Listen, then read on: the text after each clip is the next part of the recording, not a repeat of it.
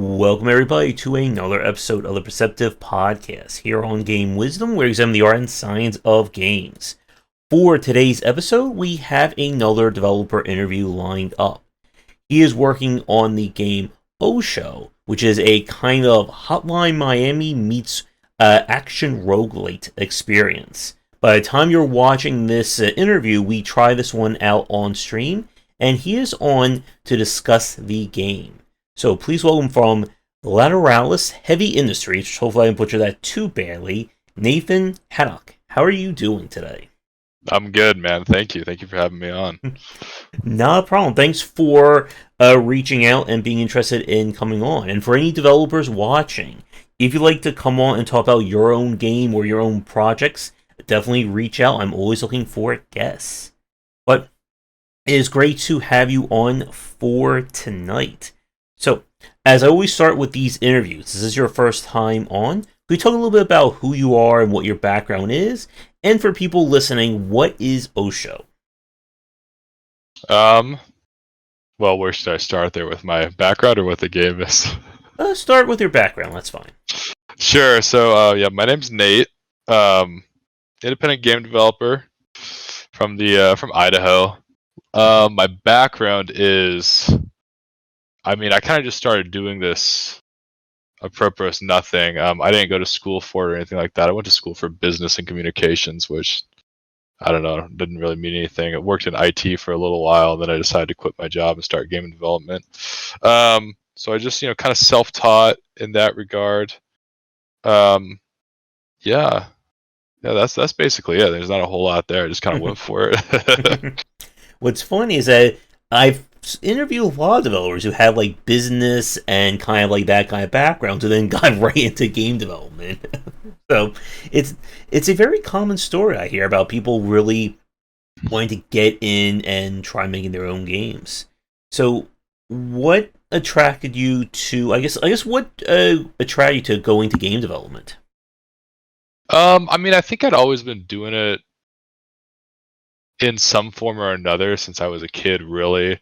Like, I used to play this game called Speedy Egbert. I don't know if you've ever heard of it. It was like some adware bullshit game. Like, it was just terrible, but it had a level editor. I think that was kind of my first, that's where I really started getting into it. I played Roblox when Roblox first came out, so that was 20 years ago. And that game, that a lot of the same thing there. I didn't, you can script in that game. I didn't do any of that, but I did a lot of the level editing and sort of making my own world, my own quote unquote games. So I think I think it was something that I'd always been interested in. And I think I just like the creative aspect of it. I believe, there's a lot of things that I'm into that it's I think I can only get them out by creating that thing rather than consuming it from someone else. So I think that's sort of what drives me, but it's, it's always hard to put that into words necessarily. Mm-hmm. So with the OTXO, for people listening to us, what's kind of the elevator pitch for the game? It's sort of how you led. It's Hotline Miami roguelite. And what's funny about that is just it's, I feel like the game, it looks and acts like Hotline Miami, but in practice it probably couldn't be more different. But the easy, like you said, the easiest way to pitch is just to say it's Hotline Miami roguelite, and that usually gets people on board.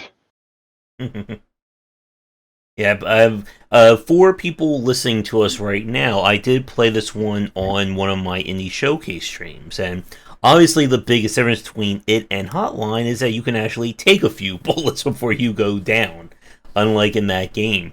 So what kind of inspired or led you to make OTXO? And I guess as another, before we get to that question, is OTXO kind of your first major development game, or have you worked on other projects? I made one game before this called Dog World, which is a kind of a platform shooter in the vein of Cave Story. So that one came out first, and then I worked on another game called Heaven's Machine just for a little bit. I did most of the porting, the Switch porting for that, to port it to Nintendo Switch, and then some game design there. But then I started working on OTXO. And how OTXO came about was I have two other developer friends I'm pretty tight with, and we were all thinking that we would make like essentially extremely violent top-down action games, and then we'd all make them like really quickly, not spend too much development time on them, and then sort of release them as like a pack. But the first guy, he finished his in a month and released it as House of God, which later became Heaven's Machine. So that sort of became like a whole project for him, and I started working on mine, and I was like, there's enough here where I could turn this into a full game rather than just releasing it in a short amount of time. So now 2 years later, here I am with it released as a full game. It's interesting you mentioned House of God. That's been actually on my wish list for some time. So I remember hearing about it, I'm not sure from where.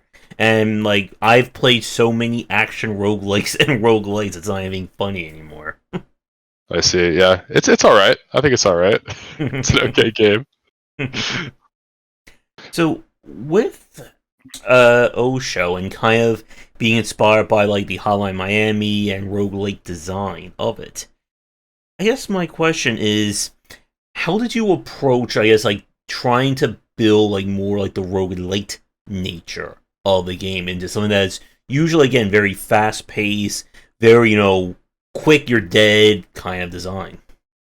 It was mostly a lot of iteration, because when I actually started working on the game, I did start with the player being able to die in one hit, and the way I worked around that was that you had like a set amount of lives. So if you ran out of lives, then your run was over. But I feel like ultimately that was kind of a clunky way to do it. It was like I was really sort of tacking a roguelite onto a Hotline Miami style thing. So I veered away from that direction, started putting in a health bar, realized the health bar was a better option, and then also made it so the enemies take more than one hit to die, because it was more interesting to have abilities that increase your damage and do things like that. So it's you have a reason to want to increase your damage so that enemies can die faster. So it was just a lot of iteration, a lot of play testing and trying to figure out like what makes it work, what makes it fun.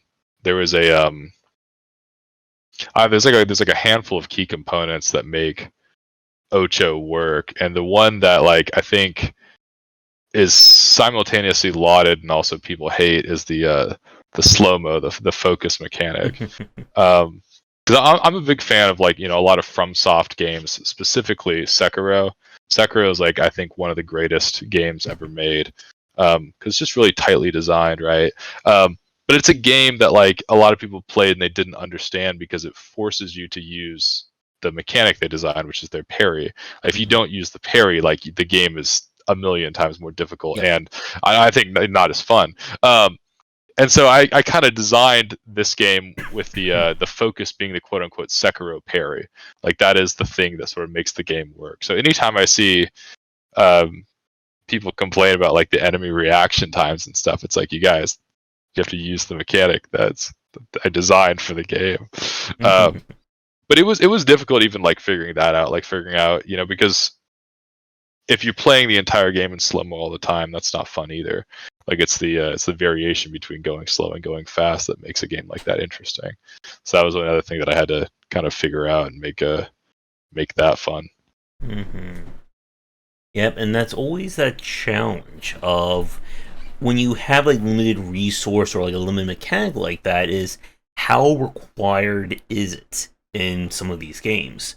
But some titles, like I'm thinking, like going back to being like, I'm really going to date myself. It was something like a Beautiful Joe game. This was like I think early 2000s, where like the slow mo and all your visual effects powers were there as both puzzle solving and as a kind of way of a flourish to like make combat more interesting. But as you mentioned with something like with Sekiro, it is a game where you could play it without using the parry. I'm sure people have, and it is a very frustrating experience. Yeah. And it is that difference. It's a very night and day difference between playing that game without using it and kind of like.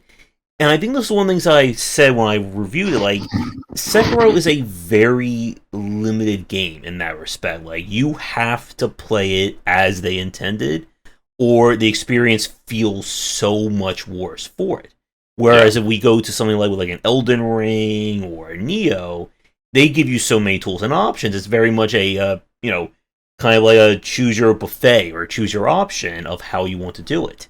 sure. And, and when I was playing OSHO on stream, like, it is very much that case where I did try for a good bit to just not use a slow mo. I felt it was one of like those, a limited time, only use it when you really need it kind of power.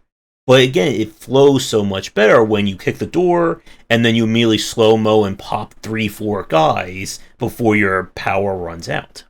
Yeah, yeah. I mean, I think like the way I design games too, like I typically don't do, I won't implement something just for flourish or just for aesthetic. Like if I implement something, it has to have some sort of mechanical impact on the game itself. So like well, and the reason for that, I guess, is like if I implemented slow mo and it was like just a thing to have to look cool, then like I don't know, I can't get it out of my mind of like what's the point?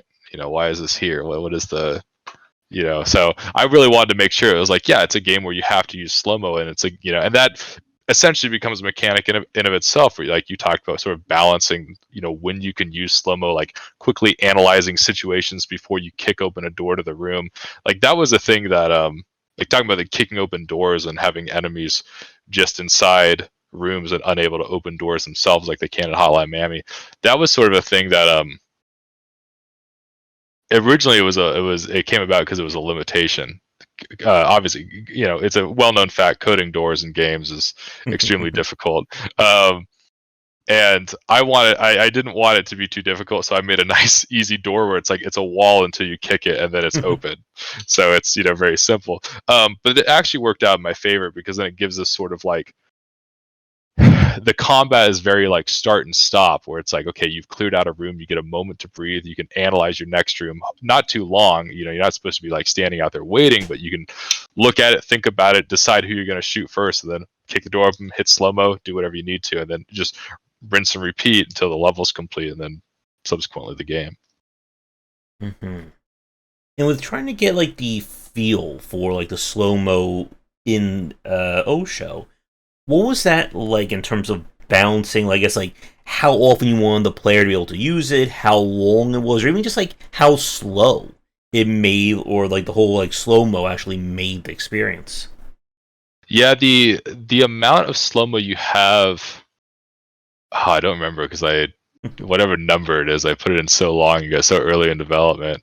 But I think I was just sort of balancing like, okay, well, how many enemies can you kill during like one slow-mo session? Because there's drinks that affect how slow-mo works, right? So it's like I want players to have a reason to buy those drinks specifically so they can have more slow-mo. So I sort of settled it in that way. And then as far as movement, it was just sort of based on feel. It was like if I did have it a couple times. I mean, I think like the way this slow-mo actually works is basically it's like everybody's movement speed is ×1, which is normal game speed. Then all the way at the bottom of slow-mo, it's ×0.2.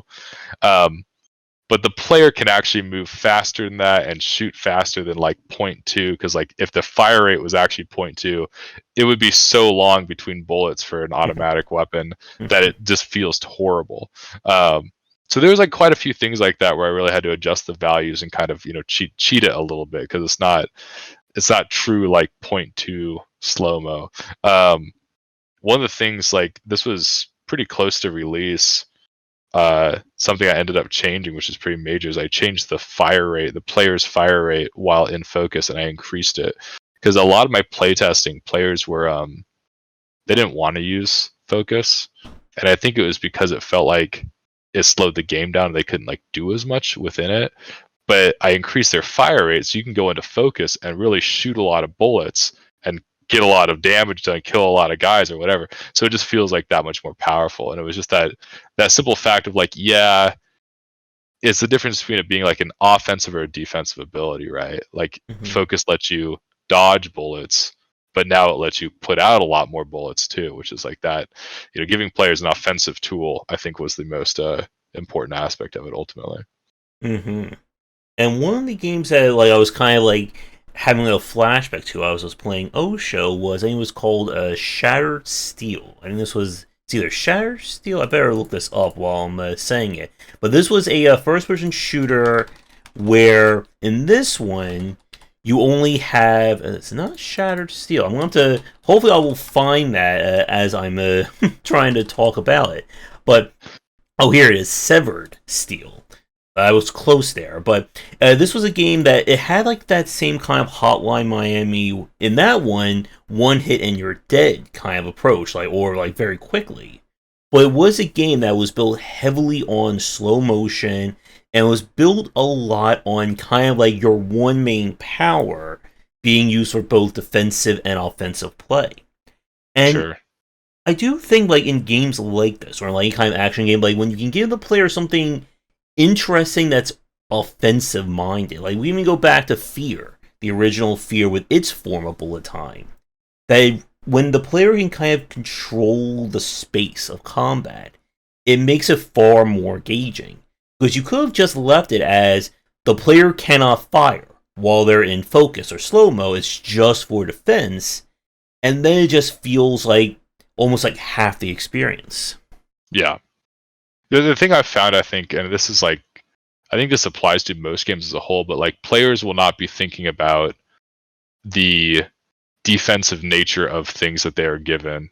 They are always thinking about the offensive nature of things that are given. And that's like, typically it's because of the way the game is designed, right? Like if the game is designed to kill all the enemies and get to the next room, then the player is thinking about killing all the enemies. Like it's very obvious. Yeah. Yep, and it's also one of the things I've been talking about when it comes to like RPG games, that if you give the player 80 different skills, this one slows the enemy down, this one makes them sneeze more. Well, if your whole goal is to kill the enemy, why would they ever take anything that doesn't actually facilitate killing the enemy? Yep. It was when I was coming up with the abilities for the game, because there's 100 different random drinks you can get. There was a lot of that where it's like, is this something players will actually use? And there's a couple that are just kind of in there for fun. But I tried to make sure like all of them have some sort of impact on how the player will play, or essentially their power level, as they're going through. And I think another challenge, I'm glad you brought up the drinks. I was going to ask you about a few of those and a few more of my questions, is that you're obviously with a game like OTXO, with the roguelike nature of it, the player is never really given like a fixed kind of weapon. It is very much in that Hotline style that gun runs out of ammo, throw it, pick up whatever is lying on the ground next to you, go in the next room. So it can make it a little bit tricky when you have like conditional drinks or conditional powers. I think the one that I saw was I think it was rifle kills. I think it was either restore your. Oh, I think it was rifle kills have a chance of giving you health, or they restore your health a little bit. That one is definitely more of a situational skill compared to, say, the Halo bullet shield drink that gives you one free hit. Sure. Yeah, I mean, it's absolutely more situational, but I think it ended up working out, because if players are remembering what drinks they've picked up, then they will like now be looking to pick up rifles while they're playing, because they're like, oh, I have this drink that'll give me more health. So it kind of it gives it that moment to moment, like that little bit of moment to moment cognition where you're thinking just a little bit like, oh, I need to pick up this gun to interact with this ability or do this or do that. So I was kind of worried about those at first, because there's a handful of ones that are like, this drink only affects pistols, this one only affects rifles. But yeah, I think it worked out in that way where it just gives that little bit of like moment to moment cognition. The one drink that definitely helped me out while I was playing on stream was getting the recruitable dog who just follows you around in level to level. Yeah, that one was fun to make. So, one of the aspects of OTXO, and this was something that we were doing as we were playing it, is that as you beat each stage, the game kind of throws another like modifier on the enemies. This one gives them more sniper rifles. This one makes them faster. What was the challenge, or what was the kind of the approach to making the enemies or scaling them as you get further into a run? yes, there's basically two. There's two scalings essentially. That one is the amount of enemies just increases as you go on, and the second is that they per area they get an attribute. I think the idea there was like it needed to. It's another random variable because they can get like there's a list of abilities and they can get, it's random which ones they get. So it kind of makes it like it gives it a little bit of variability to where, if the enemies are armored, right, which just means they have more health, then you're going to want to choose abilities that'll do more damage or whatever. So it gives you that, like, once again, it's just a little bit of that, like, engaging players' brains, trying to get them to think, like, okay, what do I want to do here? In terms of like balance itself, I think I found that like there was a lot of balancing in terms of enemy like abilities and how much money the player gets, and then how much the drinks cost and what the drinks actually do. I mean, it's kind of a miracle that the game is well balanced. I mean, at least in my opinion at this point, because there's so many. When I really think about it, there's so many variables at play that it was just kind of like, this is pretty insane to balance. But I mean, once again, it was a lot of play testing.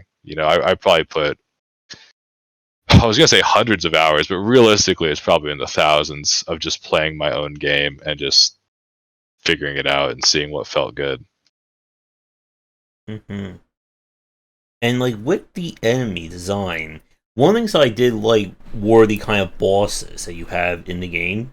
What was it like designing boss fights? Because again, like traditionally, when we look at like the Hotline Miami style, with everyone dying or the player only dying in one hit, the bosses are oftentimes either very puzzle-like or often very frustrating. When you need to shoot this guy 50 times, he just needs to shoot you once and he wins.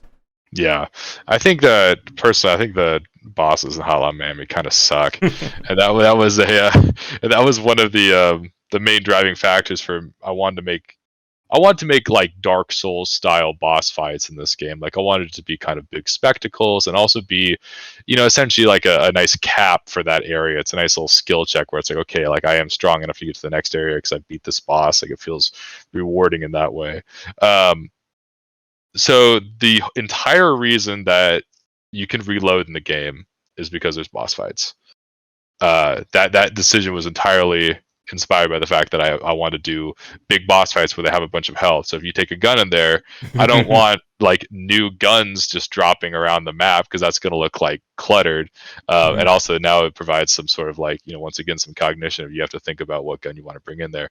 But yeah, the entire reason you can reload is for boss fights, because when you go into a boss room, you have unlimited ammo. So that was one of the things there. But yeah, I think in general it was just like the bosses in OTXO are like very Dark Souls-esque. They have like attack patterns. You like once you've viewed them for a little bit, you know what they're gonna do. And I think that's just because I think Dark Souls has some of the best designed boss encounters in any game ever. Like I'm not typically a big fan of those kind of like puzzle bosses in games where it's like, oh, you have to dodge their attacks for 30 seconds and then like their helmet lifts up so you can bop them on the head for like 1 damage, and you do that 5 more times. You eventually, looking at you, Sonic the Hedgehog games. But yeah, I wanted to, you can put as much damage on the boss as you want at any time. Like you can always damage the boss. You just have to dodge and deal with it. So yeah. And with kind of like designing like the boss fights, as you said, like with like the kind of Dark Souls inspiration for them. I guess so. One question, because I didn't have a chance to do like too many runs in OTXO on stream. Are the bosses like fixed, as in you always fight the same, boss at the first time, same boss the second time, or is it kind of like a random shuffle of bosses? It's shuffled with the areas a little bit. So the first and final boss are always the same. So it's always the first area is always the Infinite Foyer, and then you always fight the Inbred Basilisk. And then there's essentially a chunk of 3 more areas after that that are randomly shuffled. And each area has a unique boss. Then the next 3 areas after that are randomly shuffled. Okay. And those all have a unique boss. And then you have the final boss in the final area, which is always the same. Alright. Now, with the kind of roguelite nature of OTXO, for people listening to us, like, what is kind of like the persistence or the carryover that you implemented in the game? Well, I mean, there's no meta progression, which is very intentional on my end, which I'll talk about in a second. But there's unlockable guns. You can unlock new weapons, and you can unlock new abilities that'll appear in the bar. So there are there's essentially rewards for playing. But yeah, very intentionally, there's no meta progression because I think sometimes I tend to find games that have meta progression where you essentially if you just grind long enough you'll be strong enough to beat the game. I find that to be a little cheap, I don't know, I'm a big proponent for skill based games. So theoretically you could beat OTXO first try, really. There's at no point would you ever have to there's no BS basically. You would obviously you probably won't because it's a pretty difficult game and it's going to take some learning some skill, but there's no artificial, I guess I'm kind of putting this in quotes, there's no artificial progression that way. Do you like Dead Cells? I like it to some point. I like some of the progression, but I didn't like kind of like how they made things harder to heal. I felt like it got more and more punishing in a way that I wasn't really responding to as you went up the different boss levels or soul levels. Sure. See, I played a couple different roguelikes as sort of research, I guess, when I was making OTXO, because I actually don't play a lot of roguelikes at all. And I played Dead Cells, and I was like, this is a good game, but the meta progression feels so, I don't know, it can feel very artificial. And it's you play to get money to increase your health so that you can get farther. I mean, I know for certain you would probably be able to beat Dead Cells first try if you were a god gamer for sure, but also it's I don't know, it felt artificially difficult because they were handing me hey, well, here's some health, keep grinding to get health, and then eventually you can probably get farther. It's I don't know, it rubbed me the wrong way, and I was like, I don't want to do that for my game. Yep, and there's always that risk with a lot of roguelites where it feels like your first 5 to 10 runs are just borderline useless because you don't have enough damage, or you don't have enough health, and you just have to just go through the motions of them. And it's a very hard balance, I find, in some of the roguelites I've played, where it just, again, feels well, there's not much I can do. Or the worst thing is, let's say you unlock some, super amazing, life-saving skill at level 10, so the first 9 levels of the experience are just, well, nothing. If I literally can't block, or if I literally can't heal myself until I get this, then it just feels like a waste of time. Right, and that's something I want to avoid. OTXO is basically the same game from when you start playing it to when you eventually beat it, and the only difference is that you unlock new toys to play with, but you don't unlock anything that's going to vastly change the way you interact with the game, really. Yeah, and I was trying to think of some other examples of roguelites. Rogue Legacy, I think, is probably the most famous example of a roguelite. And I know people who have played through that, level 1, they never even bother progression. But it's a really interesting, push and pull between, yes, it's very addicting to watch your level go up and make your character go stronger, but at the same time, it can feel very limiting to know that, okay, I'm kind of locked until I get my castle up to this point, or I've unlocked these upgrades over there. Right. Yeah, I mean, I like Rogue Legacy a lot. Actually, I think it's I think they do it right because they make the. I mean, I don't know. It's a little. When you said push and pull, you kind of got it right because it is there is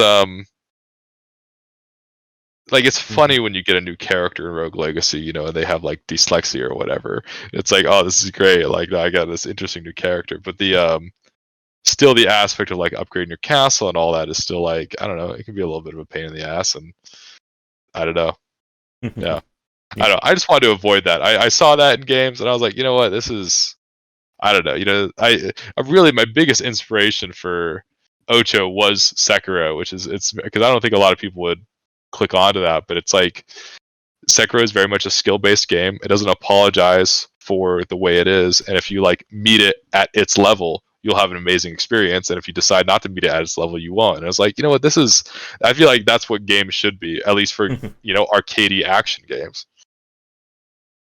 And it's why I think a lot of games, like very skill-intensive games, have added in more, persistent layers, more RPG layers to try and dial some of that back these days. Where, yes, you can have skill, but if you're not good enough, go grind for armor, go level up your character.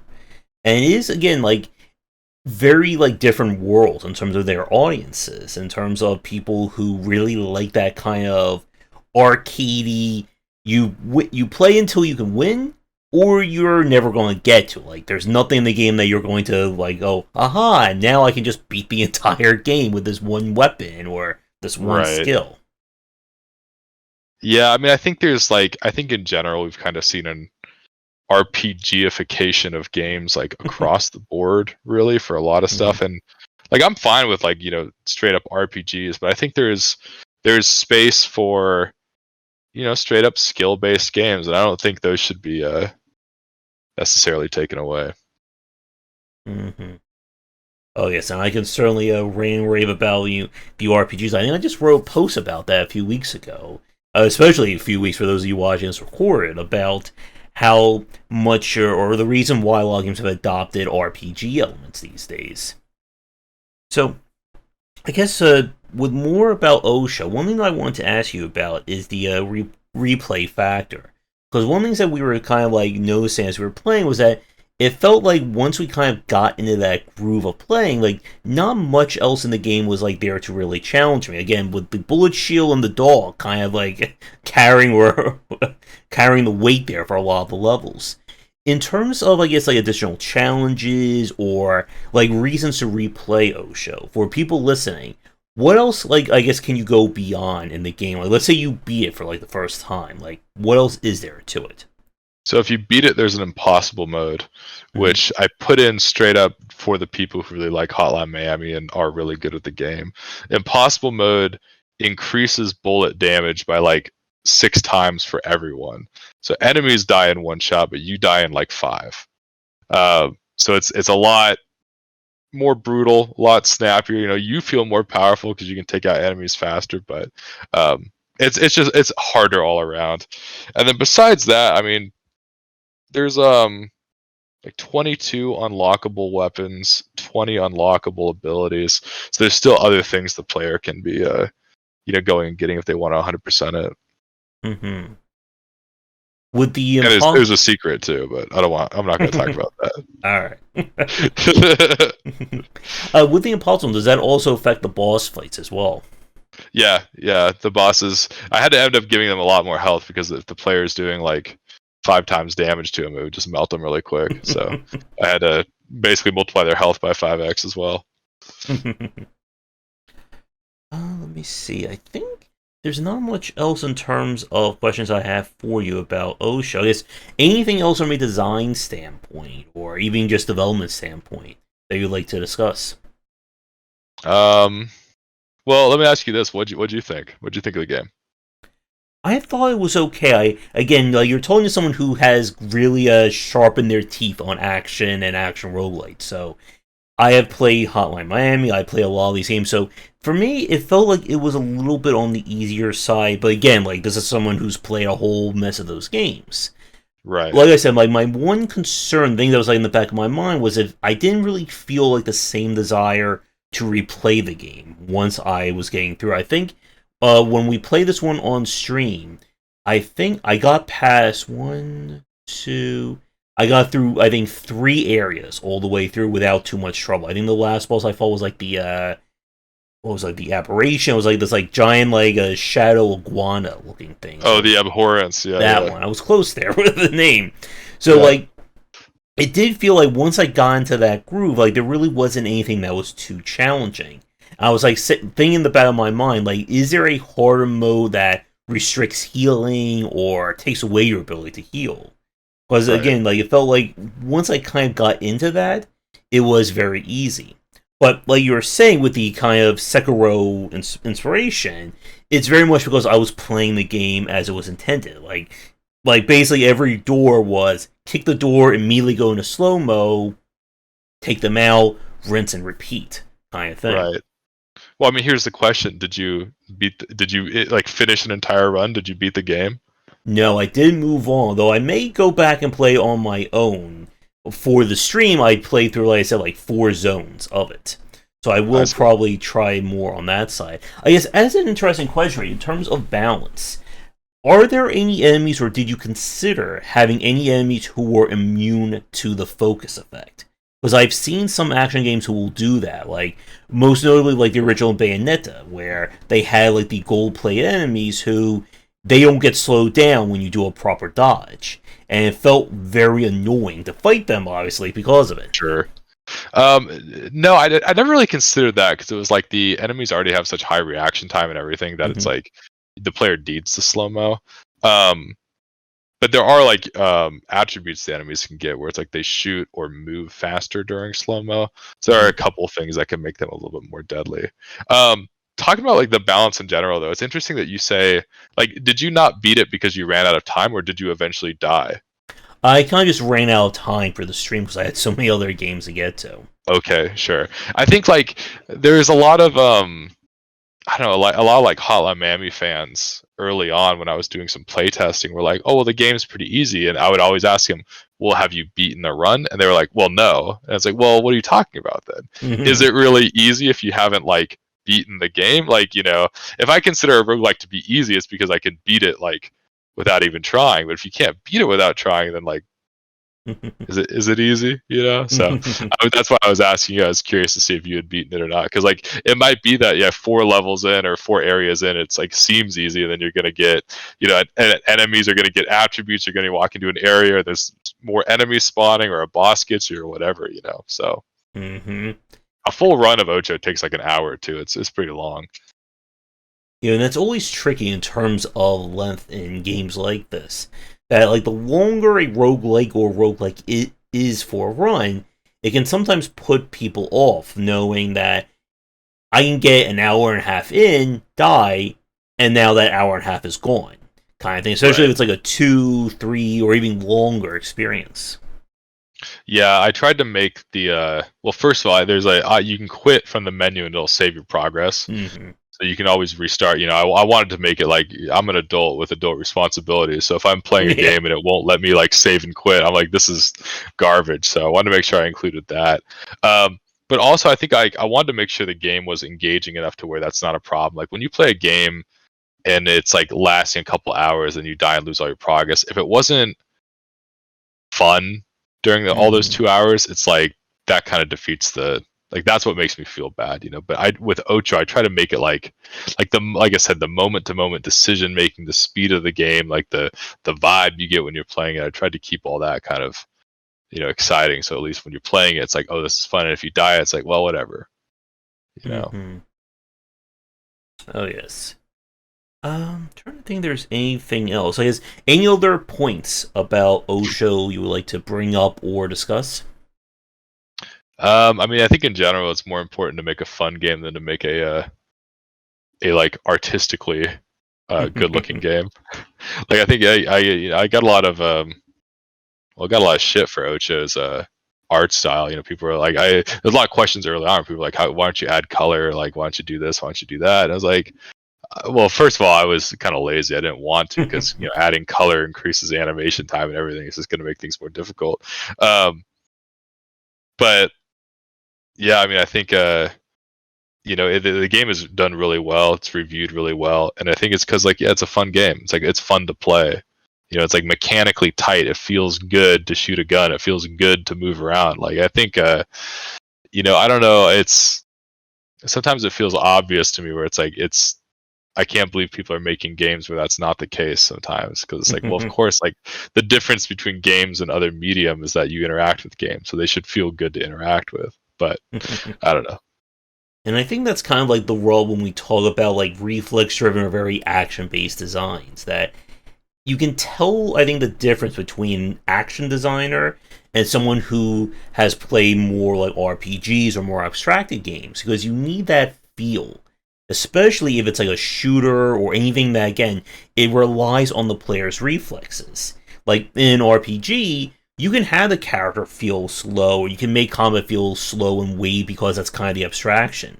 But if you're Sure. trying to make like a Devil May Cry or a Hotline Miami, and it just feels very fiddly, if it feels very cumbersome to move that character around, that's like the entire loop right there. If that feels bad, why should someone play it?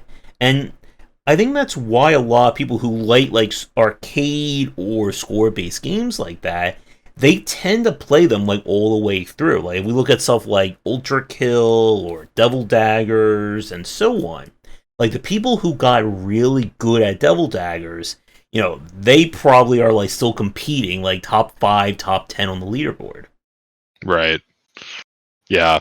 I mean, I think like it feels weird to say, but I think sometimes like uh, mechanics in games are a little bit like underrated. Like I think we've seen a rise of like movement shooters and I don't know, movement shooter kids kind of bringing that forward, which I think that's cool too. But I don't know. I think there's a difference between like movement shooters and just games that like at a base level feel good to play. Like, did you play Cyberpunk 2077?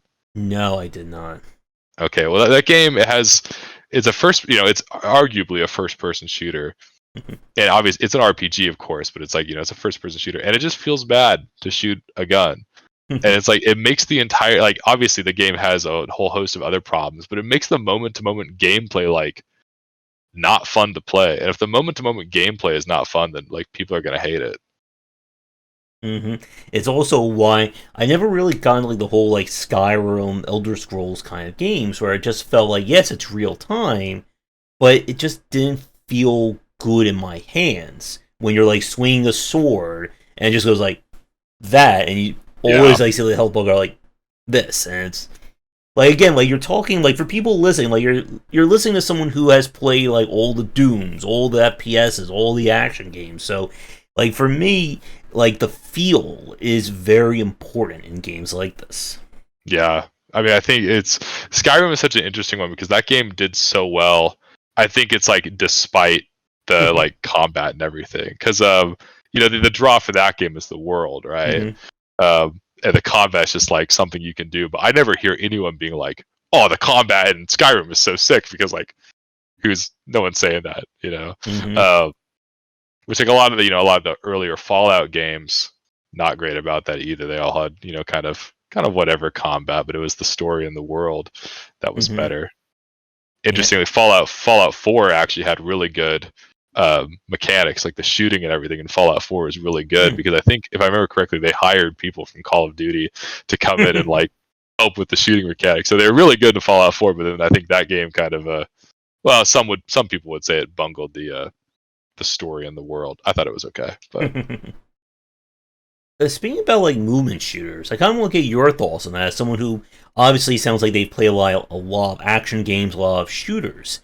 What do you think about kind of like, we're seeing more shooters follow like the Doom Eternal, Ultra Kill model, where there's a lot more kind of you have to process in those games compared to, say, the original Doom or Quakes and so on.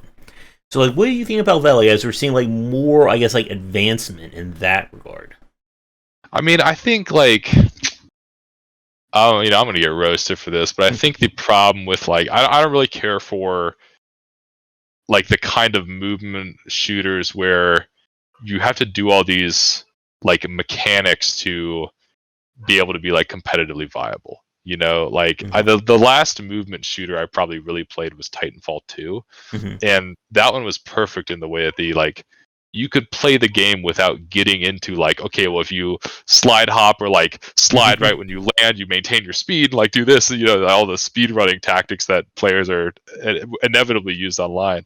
And I think sometimes, like, in my opinion, I think like, I mean, I can't say this because people enjoy it, right? It's like fine for them.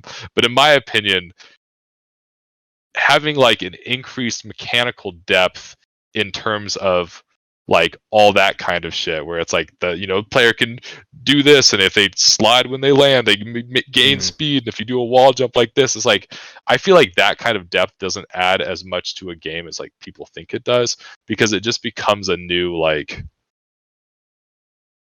I don't know, like it just becomes a thing that you use to move around, right? Like there's not, I don't think there's actually, I mean, once again, I'm not into these kind of games, so I might be completely out of line saying this, but it's like, I don't think it's actually that complex after all. Like I really didn't like Doom Eternal, not that Doom Eternal is a movement shooter, but like Doom Eternal I think kind of ruined the what made Doom 2016 good, which is that Doom 2016 was a game you could play entirely on instinct. Like you turn that on, you turn your brain off, and you turn your monkey brain on, and just like you're just reacting to things. You're just moving, you're shooting, and that sort of like flow state was phenomenal. Like you don't get that in a lot of games. The Doom Eternal's like, okay, well now you got to use your ice grenade on these guys, and you got to remember to do this, remember to do that. And it was like, there's like fucking 3 different melees in Doom Eternal. You got the chainsaw, the sword, and the blood punch. It's like, I don't know. And then the Marauder fights, that's a whole other thing. But I don't know. It's interesting when people like because my next game is going to be a boomer shooter, probably in the vein of Doom 2016, because I really think like Doom 2016 is another one of those like perfect games in my eyes. I mean, there's some stuff that's like, I don't think anyone has ever used a grenade in Doom 2016 ever, because why would you? But otherwise it's pretty good. But like I feel like Doom Eternal just added too much stuff on. Anyway, this is all to say, like, yeah, I think I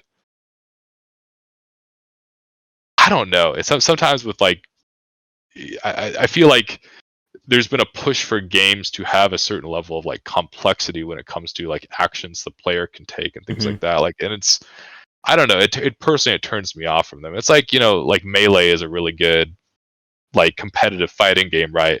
But to play Melee competitively, you have to know all these like little tips and techniques and tricks, and it's like at a certain point, like the cost required time wise and patience wise to get into the game supersedes the amount of enjoyment I would get out of it. And that's how I feel for a lot of movement shooters today. I think what you said is like the distinction between Doom 2016 and Doom Eternal. I think that is like that one like dividing line between like critics and fans of both. Like Doom 2016, as you said, it's very much like that kind of in the flow shooter. Like you turn your brain off. Every guns just mean gun. Rocket launcher is a heavier gun. The laser rifle is another gun. And it kind of follows, I would say, in a similar vein of that, of like, again, like the devil daggers and that kind of, okay, here's all these cool toys, what the heck do you want to do with them? And go. Where Doom Eternal is, and I think I said this in my review, like Doom Eternal felt more like an action game rather than a first-person shooter. Because it is that game where it's like, okay, I have these different guns. Each gun has a different way of fighting and how the enemies respond to it.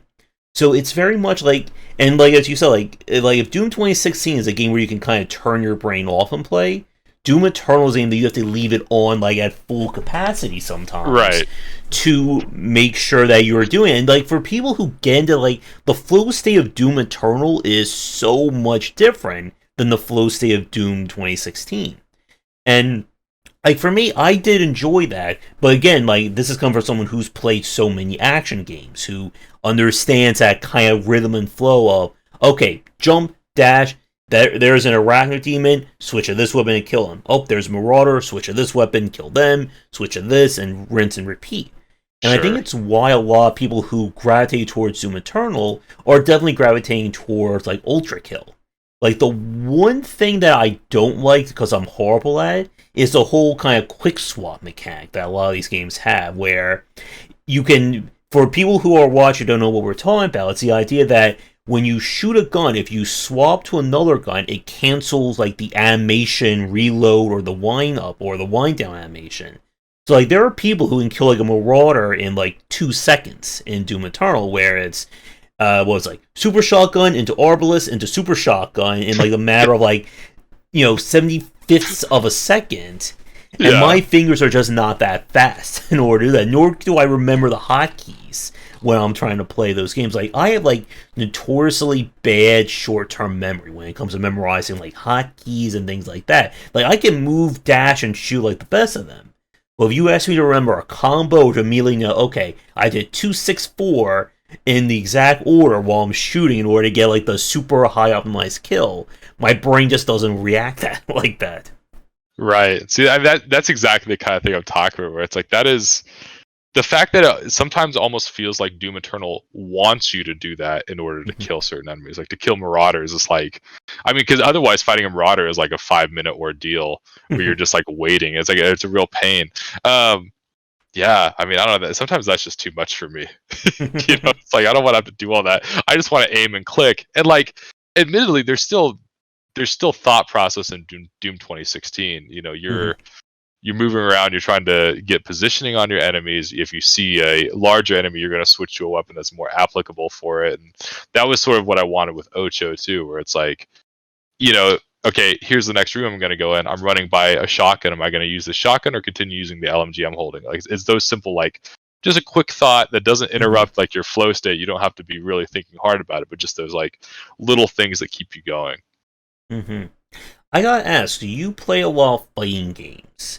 Because, like, for me, like, I've always been notoriously bad at fighting games as well, just because I have, like, no memory for, like, combos and that kind of timing sense. Yeah, I know I don't. I think I've been involved, like, I've gone and played Smash at like little local tournament things. Like I've tried some of that. Got into Smash Ultimate for a little while, but ultimately, like it's I don't know. Fighting games are. I mean, I have nothing but respect for fighting games and fighting game players, but I think they're ultimately just not for me because I like to, like, I tend to do better. Like the games I play competitively are, not well, quote unquote competitively, but the ones I think I could play competitively if I did that are always like first person shooters, where it tends to be mostly just like mechanical skill in terms of aiming and clicking and that reaction time kind of reflex based gameplay rather than like, I mean, not that fighting games are also reflex based, but it's different where there's a lot of like memorization and sort of like, you're trying to think ahead of what the enemy is going to do. And I don't know. Like I said, I have nothing but respect for fighting games because it's a whole different beast. All right. So I think with that, we can probably begin to wrap things up. Again, I can talk about action design for hours and hours on end easily. Yeah, So, me too. you mentioned a few minutes ago that you're currently, or you already have plans for your next project. So, anything you can tease or talk about in that front? Yeah, I'll tell you what it is. It's a mech based first person boomer shooter. That takes place in this pit city. So you're like sort of like going down into the city as you're fighting other mechs. I'm a big fan of Gundam. Gundam particularly is like that's my one mech franchise I really like. I think mechs are cool. I think mechs are often utilized incorrectly in video games or that kind of media. Like Titanfall did it pretty good, but mechs in Titanfall are also like slow. I want like fast mechs with the scale, the size, the power of it. So it's gonna be interesting. I haven't fully started working on it yet. I just got all the design documents and everything. But yeah, I'm excited to work on it. I have to ask then, are you excited about From Software working on a new Armored Core game?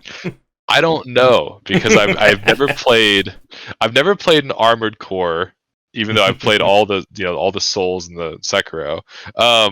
I know it's the designer of the game is the designer for Sekiro, which makes me certainly interested. I mean, I guess I'm just gonna have to see. I'm just gonna have to see. All right.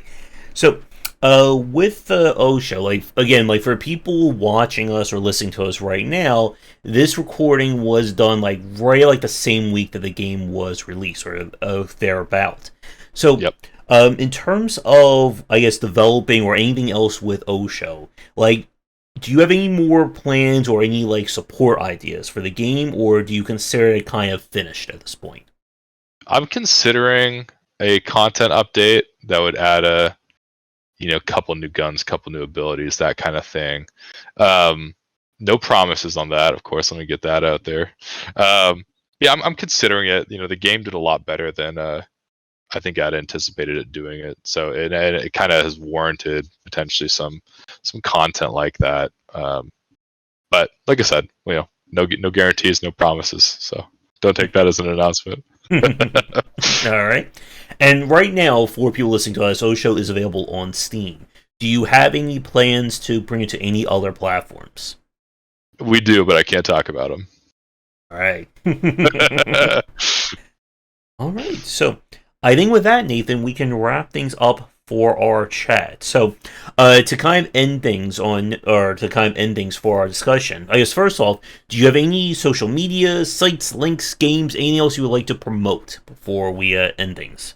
Yeah, I'm on Twitter at Lateralis _. It's LATERALIS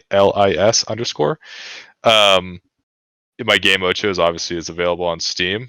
Buy it, play it, leave a review, please. I think we're at as of right now, we're at 356 reviews. If we can get up to 500 and also go up 1% in positivity, we can get overwhelmingly positive, which would be pretty crazy. Also made another game called Dog World. You should all play that and try that. I think it's a little underrated. Of course, it's easy for me to say that, but yeah, give that one a shot. And yeah, follow me on Twitter. Hopefully Twitter doesn't die anytime soon. Yeah, that's something that's been in the back of my mind for this year so far. Yeah, it seems like it's really on the downhill. Mm-hmm. Oh well. And I guess for any fans watching this right now, do you have anything you'd like to say to them to take us out on?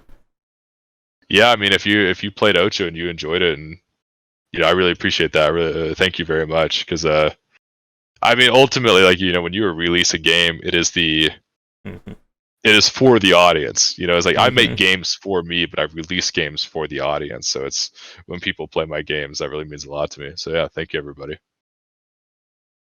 All right.